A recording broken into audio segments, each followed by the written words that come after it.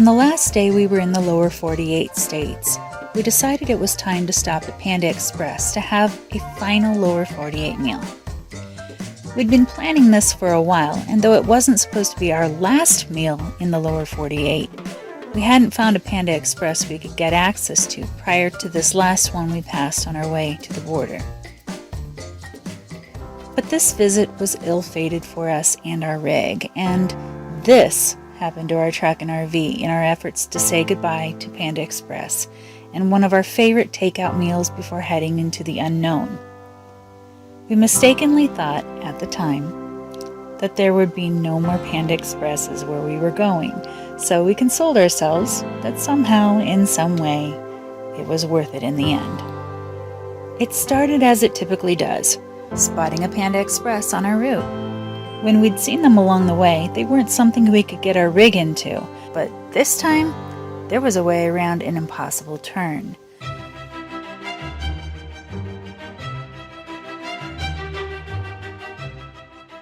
We could go around and through a Lowe's parking lot.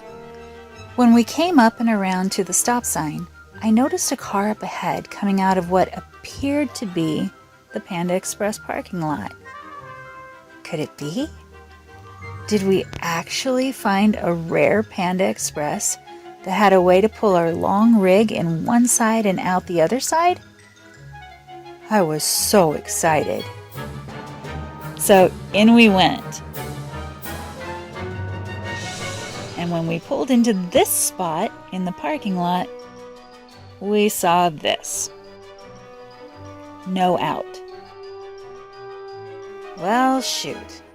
Since we knew we were stuck in a tiny Panda Express lot in a 60-foot long rig with no way to exit ahead and no way to turn around, we decided that first we'd get what we came here for.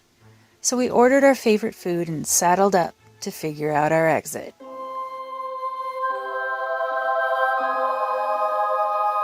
In case you're wondering, yes, I considered hopping the curb to the parking lot on the other side. Instead, I had a brilliant idea to make a 16 to 36 point turn with the possibility of unhooking the RV, turning the truck, then hooking up and pulling out. It was brilliant. What instead happened was that on my first turn, I got my front tires and my back tires of the pickup truck trapped between this curb and this island curb. I couldn't back up. I couldn't go forward. I was pinned between the two, stuck with an 11,000-pound trailer behind us. Unhooking was no longer an option because there was no way to even move ahead of it. You know what happened next. I promptly put it in drive and charged ahead and hopped the curb and managed to get my RV righted. Well, that was awesome. I did it. Crisis averted. Whew. But that back quarter was awfully close to the RV. Jordan was very concerned about it, so I decided to pop out and take a look and see that everything was okay. And when I got out, I saw this.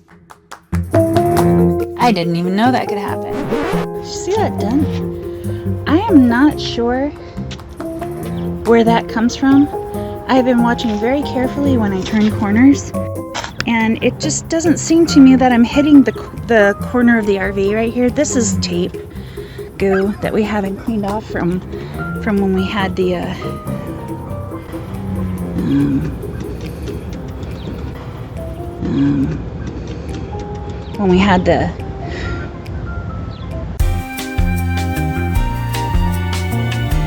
skirting on. And the only thing I can imagine is this is where it's hitting the truck. But how does that happen? And why am I not hearing it? Why am I not seeing it?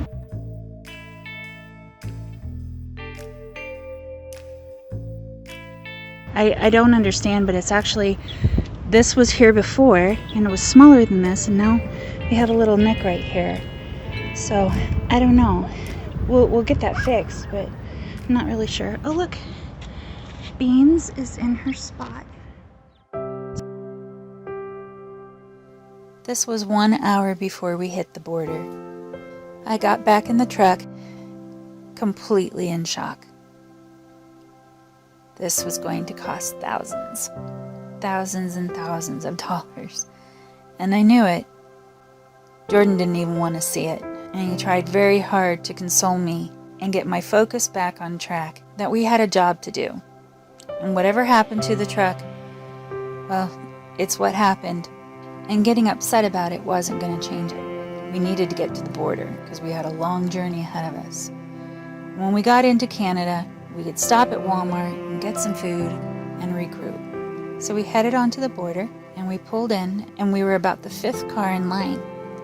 And that began our 6-hour wait until it was our turn. And next time, in our next video, we're going to talk about Canada, getting through the border, and what it was like driving all the way across Canada in 72 hours.